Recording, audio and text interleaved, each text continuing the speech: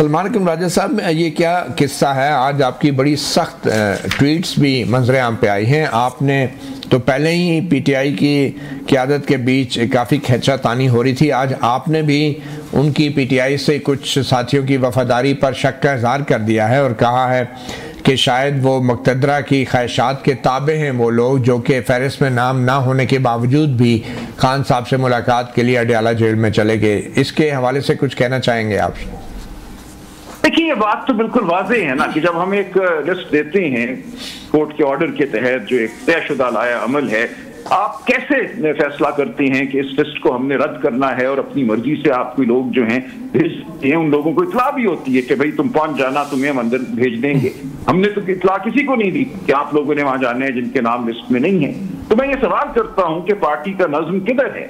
Party का जो एक डिसिप्लिन होना चाहिए और एक ख्याल होना चाहिए। हमने लाहौर से लोगों को बुलाया हुआ था, हाई कोर्ट बार के प्रेसिडेंट साहब आए हुए थे, डिस्ट्रिक्ट बार के प्रेसिडेंट साहब आए हुए थे।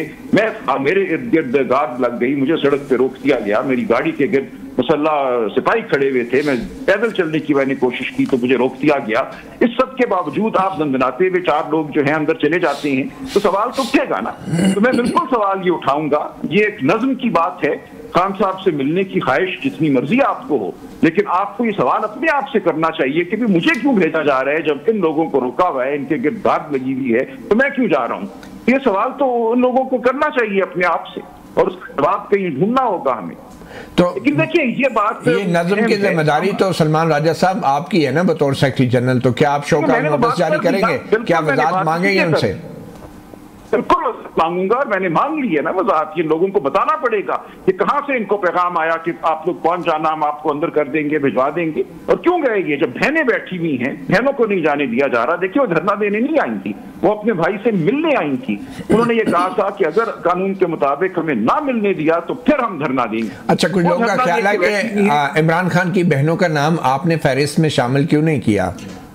नहीं, उनका नाम नहीं शामिल होता। देखिए, फहरिस्त बनती है सिर्फ वकला की और दोस्तों की, रुफका की। खानदान का तो पता ही है, 3 बहनें हैं और एक उनके साथ उनका भांजा होते हैं, वो तो पिछले 2 साल से आ रही हैं। उनका नाम देने की कोई जरूरत नहीं थी, वो नाम उस एसओपी में नहीं शामिल। तो उन्होंने तो जाना ही होता है। इन्होंने कहा 2 बहनों को हम जाने देंगे, रीमा आपा को नहीं जाने देंगे। किसका इस्तेहकाक है? उन्होंने ये मानने से इनकार कर दिया कि आप पिक एंड चूज कर सकते हैं, और ये बुनियादी बात है कि हम क्या मुक़्तदरा की ख्वाहिशात के ताबे हैं या कानून और अदालत के ताबे हैं। इसलिए तीनों ने जाने से इनकार किया। अच्छा सलमान साहब, आपके इस बयान के मुताबिक अब बैरिस्टर गौहर अली खान भी फहरिस्त में नहीं थे, बैरिस्टर अली जफर भी नहीं थे, अली इमरान भी नहीं थे, रजिया सुल्ताना भी नहीं थी, तो अब इन चारों ने जो है पार्टी के बशर अवान भी नहीं थे। देखें जी, इन चारों ने डिसिप्लिन की खिलाफ वर्जी की, आप ये कह रहे हैं? देखिए, बैरिस्टर गौहर का मामला थोड़ा फर्क है क्योंकि वो खुद कोऑर्डिनेटर हैं बतौर चेयरमैन। जो 3 कोऑर्डिनेटर खान साहब ने मुकर्रर किए हैं, मैं, बैरिस्टर गौहर और इंतजार मंझोता साहब, तो ये तो रखते हैं इस्तेहकाक के नाम दे सकते हैं, मौके पे भी नाम दे सकते हैं। लेकिन जिन लोगों का नाम किसी ने नहीं दिया, ना मैंने दिया, ना बैरिस्टर गौहर ने दिया, कोई लिस्ट नहीं गई उनके नामों वाली, तो उनको बिल्कुल जवाब देना होगा कि वो क्यों गए अंदर। तो आप बैरिस्टर अली जफर, अली इमरान और रजिया सुल्ताना को शोकाज जारी कर रहे हैं? कोई ना कोई पार्टी के अंदरूनी जो एक नज़म है उसके मुताबिक सवाल जवाब होगा। तो अच्छा, आपके ख्याल में अब ये क्यों ऐसा हो रहा है? हुकूमत वैसे भी पीटीआई के हवाले से बहुत सी अब खबरें सामने आ रही हैं, तज्ज़िये आ रहे हैं कि पीटीआई के कायदीन जो हैं आपस में दस्तो गरेबां हैं और तकसीम है, फूट पड़ गई है, कोई इस्टेब्लिशमेंट से मिलना चाहता है, कोई नहीं मिलना चाहता। तो इस हवाले से कुछ आप वजाहत करना चाहेंगे?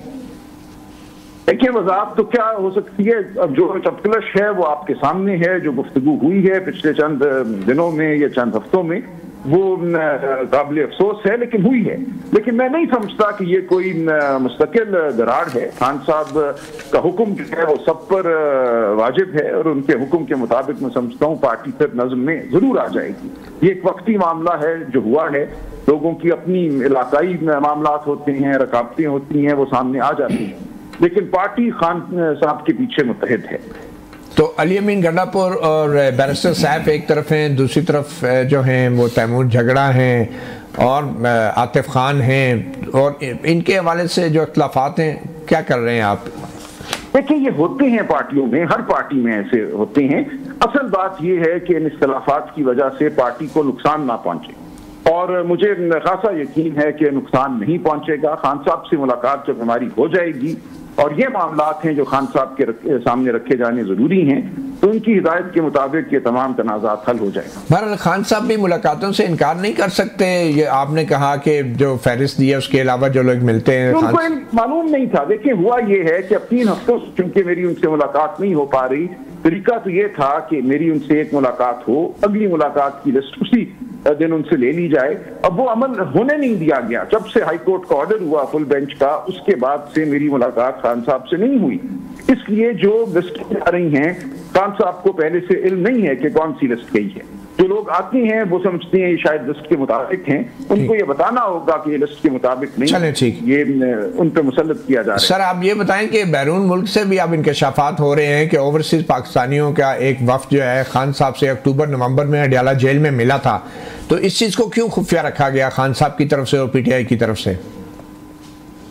मुझे नहीं पता कौन मिला था, क्या मिला था, उसकी क्या वक़्त और हैसियत है। देखिए उनसे उनके रफ़क़ा मिलते हैं, वो पाकिस्तानी हो या उससे बाहर हो। अक्टूबर के बाद ये मुलाकातें नहीं हुई, लेकिन अक्टूबर तक तो मुलाकातें हो रही थी, इसलिए उसमें कोई इतनी बड़ी बात नहीं है। पार्टी के नॉलेज में थे कि ये जो बाहर से एक डॉक्टर तनवीर साहब हैं या दूसरे ओवरसीज कोई पाकिस्तानी मिले थे, ये आपके नॉलेज? कोई पार्टी से ताल्लुक नहीं है, ये पार्टी के खेल में नहीं था। वो अपने तौर पे आए हैं, ना वो पार्टी के मेंबरान हैं। देखिए वो एक डॉक्टर हैं या जो भी वो करते हैं अमेरिका में, वो अपनी दानिश में आए हैं। उनका मकसद शायद अच्छा ही होगा, वो शायद पहुंचाना चाहते हो पाकिस्तान में जमहूरियत को, और इमरान खान साहब के हवाले से अच्छे गुमान रखते हो, लेकिन हमारा उनसे कोई ताल्लुक नहीं। अच्छा, आजम सवाती साहब की जो वीडियो आजकल गर्दिश कर रही है, वो कह रहे हैं दिसंबर 2022 में खान साहब ने कहा था कि एस्टेब्लिशमेंट से मुलाकात करें आप मेरे बिहाफ पे, तो अभी भी वो पॉलिसी बरकरार है खान साहब की? बिल्कुल। देखिए खान साहब ने कभी गुफ्तगू से इनकार नहीं किया। हमारा मौक़िफ़ ये है कि इस मुल्क में जमहूरियत और आइन ने अगर बहाल होना है, तो जो ताकत हायल है उससे आपको बात करना होगी। 16 सीटें जीतने वाली पार्टी तो इस मुल्क के निज़ाम को मुरतब नहीं कर रही। तो हमारी यही डिमांड है कि आइन और कानून के मुताबिक काम होने दो, इस मुल्क में शफाफ इलेक्शन होने दो। तो इलेक्शन हुए हैं, उसके नतीजे को सामने आने दो। तो जो रुकावट है उसी रुकावट से बात होगी ना, ठीक है, ये कोई शजरे ममनुआ नहीं। चल ठीक। अब वे जो अडयाला जेल में मुलाकातें आपकी नहीं होने दी गई, तो आप इसकी शिकायत जो है अदलिया से करेंगे या फौज से? अदलिया से ही करेंगे। देखें अदलिया ने अपने अहकामात की पासदारी करानी है, हम देखेंगे कि हद तक वो करें। ठीक, बहुत शुक्रिया सलमान अकरम राजा, सेक्रेटरी जनरल पाकिस्तान तहरीक-ए-इंसाफ। जी साकिब, इस्लामाबाद हाई कोर्ट का हुक्म था, मुलाकातों का एक तरीका वज़ा किया गया था, तो ये क्या मिसअंडरस्टैंडिंग है कि हर बार ये ड्रामा होता है अडयाला जेल के बाहर? कोई मिसअंडरस्टैंडिंग नहीं है, मेरा ख्याल है बड़ा क्लियर कट ये ऑर्डर था। लेकिन जब अदलिया अपने ही जजेस के जब ऑर्डर्स को उसकी पैरवी ना हो रही हो, अमल ना हो रहा हो, अब उस किस्म के केसेस को साइडलाइन कर दें। मतलब जस्टिस सरदार एजाज शाह खान, मिशाल यूसुफजई के केस में उनके ऑर्डर की एक दफ़ा, दूसरी दफ़ा, तीसरी दफ़ा वायलेशन हो रही थी, उन्होंने कंटेम्प्ट की वो कार्रवाई कर रहे थे। उसके केस को लार्जर बेंच ने अपने केस में लगाया, अपने बेंच में, और उस पर बगैर कार्रवाई किए उसको डिस्पोज ऑफ कर दिया। तो जिस दिन ये ऑर्डर किया जा रहा था, तो उस वक्त भी इस एप्रीहेंशन का मतलब की गई कि हो सकता है कि इस पर ऑर्डर पर अमल ना हो, लेकिन उन्होंने कहा नहीं जी हमने ऑर्डर किया, इस पर अमल होगा। तो नहीं हुआ। मंगल और जुमरात की मुलाकात थी। थर्सडे को शिबली फराज साहब ने कंटेम्प्ट की पिटीशन फाइल की। थर्सडे, फ्राइडे, सैटरडे और उसके बाद मंडे और ट्यूसडे भी गुजर गया, अभी तक ना बेंच बना, ना केस की समाअत हुई है, और आज फिर वही फड्डा रहा है। मेरा ख्याल में अदलिया को थोड़ा सा 26वीं आईनी तरमीम के बाद वैसे भी बड़े सवालात थे कि कहीं ना कहीं अदलिया पर कंट्रोल बढ़ गया। तो इस तासुर से अदलिया को बाहर निकालना चाहिए अपने आप को, कि अगर ये ऐसा तासुर है तो कि मतलब वहां पे इतने रौले पड़ रहे हैं, आपके पास केस पड़ा हुआ है, लार्जर बेंच है, आप केस लगाएं, जो भी लॉ कानून के मुताबिक चीज़ है उसको आगे बढ़ाएं। चाहे जाए कि हर रोज लोग जो है वो तानो तछनी आम बात कर रहे हो, जी अदलिया के पास केस पड़ा हुआ है, वो केस लगा ही नहीं रहे, सुन ही नहीं रहे, उनके ऑर्डर पर अमल ही नहीं हो रहा। चले, जस्टिस अतर बनल्ला जब chief justice Islamabad high court थे, उस वक्त बड़े सख्त किस्म के ऑर्डर्स आते थे, चाहे वो मिसिंग पर्सनस का केस हो, चाहे वो इस तरह के मामलात हों।